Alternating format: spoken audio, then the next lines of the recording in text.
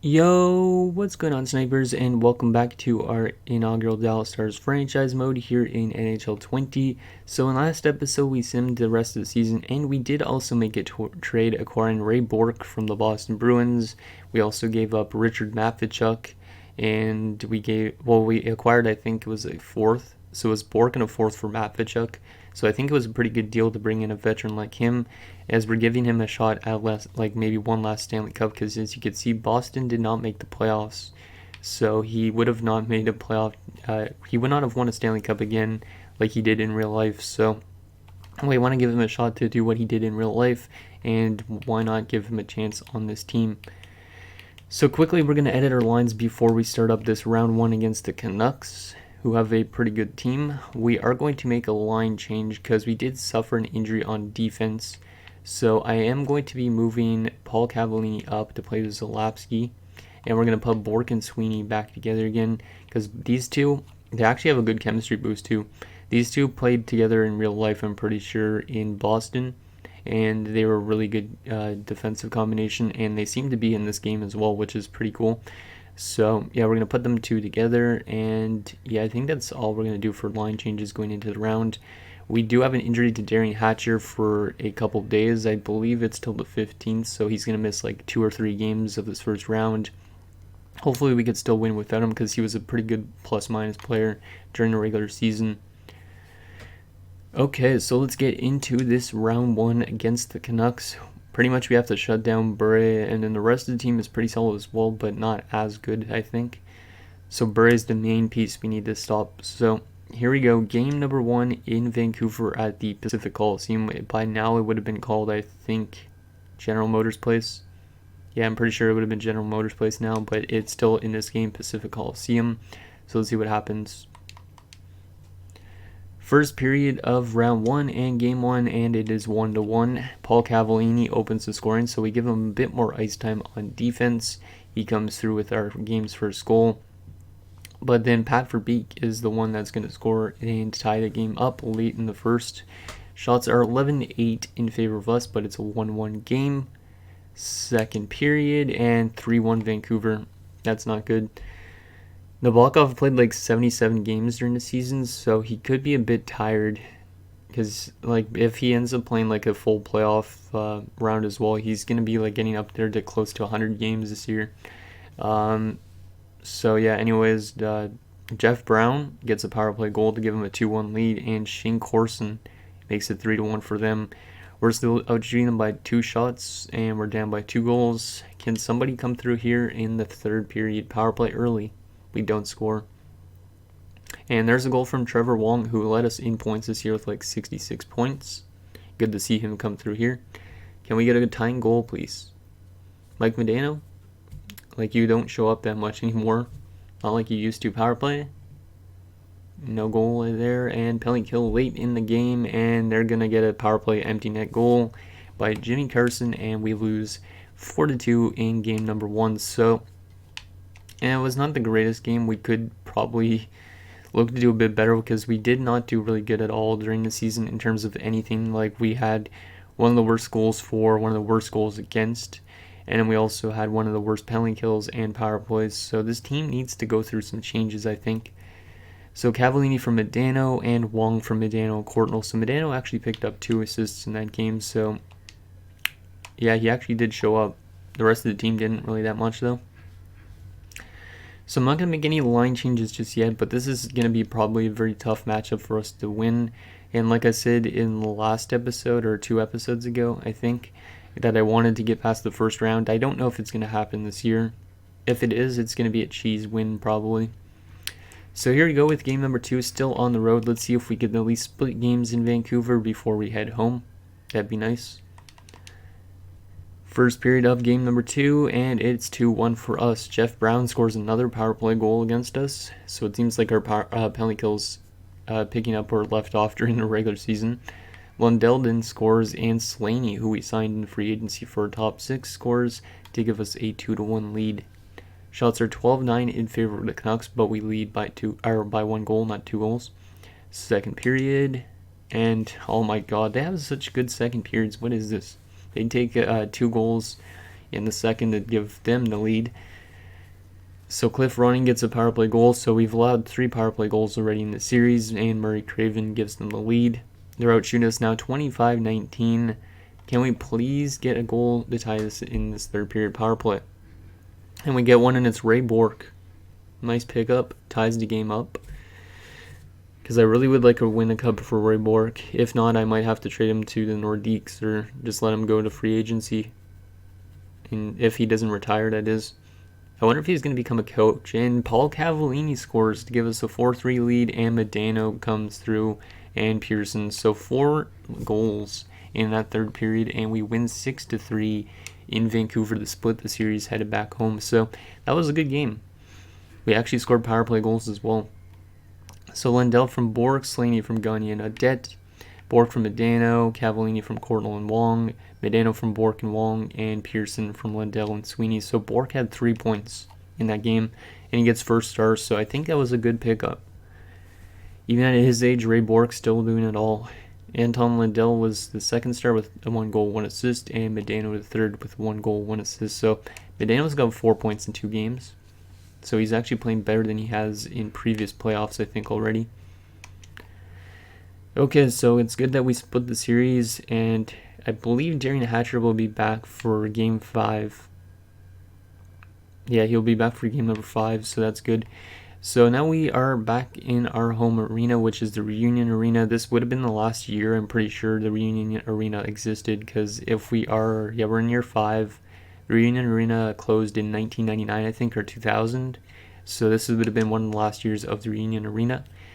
So here we go, game number 3, back on home ice. Let's get a win here, boys.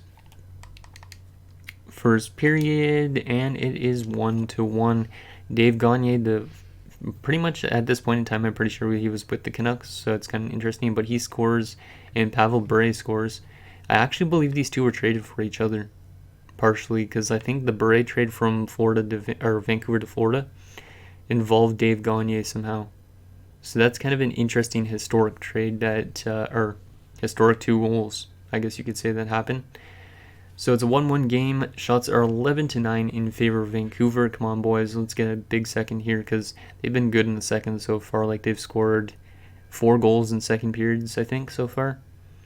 Second period, and we get 2 goals of our own. Dave Gagne again, and Mike Medano scores. So our old veterans seem to be coming through here in the playoffs, which is good. Medano's not really super old yet, but Dave Gagne is doing solid. And then also Ray Bourque, obviously, in the last game. Maybe Bourque's actually helping out these guys a lot too, because he's got good passing and whatnot. So here we go, third period. We have a 2-goal advantage. Let's see if we could just hold them off here and take a 2-1 series lead, because that's the hope, and then hopefully we could win next game as well. Penalty kill. Hey, our penalty kill actually came through this time, so maybe we are getting better at our weaknesses that we had during the regular season, and we're going to win game number 3 by a score of 3-1. We were outshot 31-27, but a pretty good game from Evgeny Nabokov. So goals in that game, Gagne from Lundell and Klatt, Gagne from Bourque and Sweeney, so Bourque and Sweeney hook up, that's good, and then Medano from Wong. 3 stars in that game, Dave Gagne, Nabokov, and Medano. So I think I might keep that Bourque and Sweeney pairing. And then when Hatcher comes back, I might send Cavallini back down to the top 6 pairing instead. Just because Bourque obviously deserves to be in the top 4 over somebody like Paul Cavallini. And Darian Hatcher is already back for this next game, for game number 4. So that is huge for our defensive core. We're going to move Cavallini down, and we're going to put Howda out of the lineup. And in comes Darian Hatcher, who's going to give us a bit more physical size to that defensive core. Okay, so we have a 2-1 series lead, and we are still on home ice. Hopefully we can win this game to take a 3-1 stranglehold, headed back to Vancouver, because if it's tied, it's going to be a very tough thing to beat Vancouver in their own arena. So here we go, game number 4, looking to take a 3-1 series lead. Potentially. First period, and 1-0 for us, and look who it is, it's Darian Hatcher. He comes into the lineup, and he puts in a goal late in the first period. They give us a 1-0 lead after 1. Shots are 12 apiece, and it is a 1-0 game. Let's see what happens here in period number 2, and it's a tie game now. Cliff Ronning scores, gives them a 1-1 game. Shots are also still pretty tight, 23-22 in favor of them, so it's been a pretty even game throughout 40 minutes. Let's see what happens here in period number 3. Power play early for us, we don't score. Come on, boys, who wants to be our hero? Power play again. Our power play struggled during the regular season, so it's not a surprise that we haven't scored a power play goal yet, I think. Come on, boys, who wants to come through here? Medano, you've been having a pretty good first round. And we are going to be headed to overtime here in a crucial game number 4 for the Canucks. Shots are 35-28 in favor of us, so we had a very good shooting third period, it seems like. But we still have a 1-1 game, so Kirk McLean is keeping Vancouver in this at this stage. Let's see if we can get the winner here in overtime. Who wants to be the hero? Penalty kill. Nicely done, penalty kill. Didn't think you guys would actually pull that off. Penalty kill again, and we managed to kill it off for the second time in overtime. Another time. Jeez, 3 penalty kills in overtime. And we're going to score as well, and we have taken a 3-1 series lead as Russ Courtnall, I believe was it Russ Courtnall that played? No, it's his brother that played in Vancouver, Jeff, I'm pretty sure. It was either him or his brother. I can't remember who. Yeah, I would have to look afterwards. But anyways, we have a 2-1 win, and we have a 3-1 series lead. And they actually caught up in shots near the end of it. So goals in that game, Hatcher from Sleen Adams. So Greg Adams picks up an assist against his former team, and Russ Courtnall from Lundell. Oh, I meant to go to 3 stars, but whatever. So I forgot to actually also mention that when in last episode, I actually picked up a Brodeur jersey, so that's pretty awesome. And I have it in person. I'll probably put up a photo so you guys can see it. But anyways, we have a 3-1 series lead here in round number 1 against the Canucks somehow. This team was doing really bad during the regular season, kind of, in terms of everything, but the last 2 games have been pretty good. We've only allowed 2 goals in 2 games, which is unlike us because we're not really a good defensive team, but we are playing a bit better here in the playoffs, it seems like. So let's head to game number 5. Yeah, number 5. See if we can end the series here in Vancouver and head to the second round for the first time since we went to the Cup Finals. First period and 2-0 for us. Nice, and it's guys that haven't scored yet too, so our depth is showing up. Trent Klatt and Scott Pearson score, both 2 goals within the first 3 minutes of play. Shots are 9-8 in favor of the Canucks. Let's see what happens here in the second, and we have a 3-0 lead. Mike Medano. We're getting outshot by 15 shots, yet we're up 3-0. So we're definitely being that cheese team I wanted us to be. Let's see if we could lock this down here in the third. And are we going to win our first playoff series since the year we won the Stanley Cup? Kimelev scores to make it a 3-1 game, but Trevor Wong scores immediately. And then Larmer scores to make it a 4-2 game. And they score again. Yikes, this is not good. Verbeek makes it 4-3. Come on, boys, we need to put this away. Time winding down. And we're going to manage to hold them off with a 5-3 victory as Klatt gets an empty netter. But yikes, they almost managed to tie it in that third. Nabokov kind of dropped the ball a bit. But we win the series in 5 games only, after not having a very good regular season. So that's really surprising, but we're off to the second round like I wanted. So Klatt from Zalapsky and Adams, Pearson from Audet and Slaney, Medano from Wong, Wong from Courtnall Medano, and then Klatt from Adams and Lundell. 3 stars in game number 5, Medano again, Klatt and Wong. So our top 6 seems to do really good in that first round. Like Medano was actually producing, which is something we don't see very often in this game for some reason. So let's take a quick look at player stats for the first round, and then we will see who we are going to go up against in the second round of the playoffs. Hopefully it's a team we could beat. Well, we did just beat a better team in Vancouver as the underdogs, so who knows. So Medano 7 points in 5 games, Wong 6 points in 5 games, Lundell 5 points in 5 games. So yeah, our top 3 players are all producing. Ray Bourque as well, 4 points in 5 games. Brought him in as a trade deadline acquisition, and he's also doing really good. and he's a +6 as well. And yeah, pretty much everybody on this team is doing pretty solid in terms of point production. Yeah, the only ones without points in that first round were Hauda, who was the depth guy that was put in for Hatcher when he wasn't playing. Gilchrist has no points so far. Cam Stewart and Scott Young as well has no points.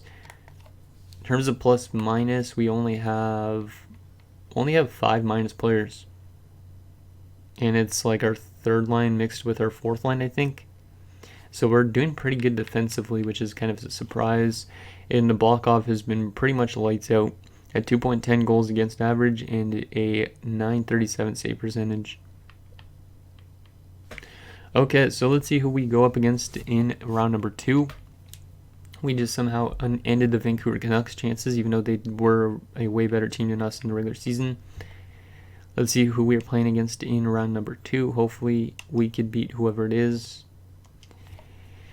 And it is going to be the LA Kings. Wow, okay. At this point in time, I don't think LA was a playoff team, if I'm not mistaken. So let's take a look at what the LA Kings look like. I know I don't think they have Gretzky still, because I think Gretzky retired already, so let's see.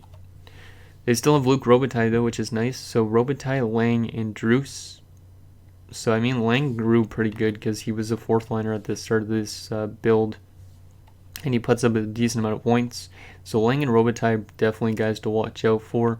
Second line they have Bill Guerin, so another solid player.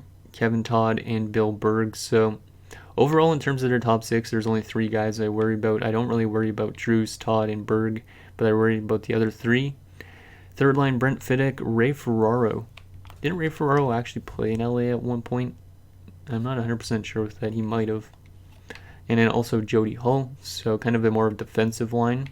And then fourth line, you got Jim McKenzie, an enforcer, with Brian Skrudland, who was on Dallas when they won the Cup in 1999, which were technically in that season. And Rickard Pistola, who's a defenseman. Why are you playing a defenseman as a forward? That is weird. And I guess they just had to call him up because of an injury. Defensively, they have Daryl Sador, who was on the Cup-winning Dallas Stars team, I'm pretty sure, in 99 as well. Chris Joseph, Rob Blake is there as well. Damn, yeah, their defense is where they're good. Sador, Zhitnik, and Blake are all pretty solid. The other 3, like Hexmer, Shaw, and Joseph, are not that good. And then goaltending-wise, they are very bad as well. They have Vincent Riendeau and a guy with the last name Lowe. So literally this team is pretty low. Weston Lowe. And they are a Western team too, so that's kind of a weird thing. Let's see how this guy played. This guy played pretty solid actually, 6-6-3, or 6-6-0-3. And he actually picked up a shutout, but still he's not that good. In terms of scratch players, wow, they have 2 injuries at the moment. So Tony Granato is currently out with an injury. Same with Justin Barron. Okay, and their other depth guy is another goaltender, Chase Knight. Yikes, why are you using a depth goalie? Nobody does that anymore. Huh, okay. So anyways, guys, that is going to do it for this episode of our Dallas Stars franchise mode. So next episode, we will take it to round number 2 where we face the LA Kings. Winner of this series will face either Detroit or Anaheim in the conference finals. While in the East, you got Quebec and Buffalo, Rangers, and Tampa Bay. So anyways, let me know what you guys think, and I'll see you guys next time.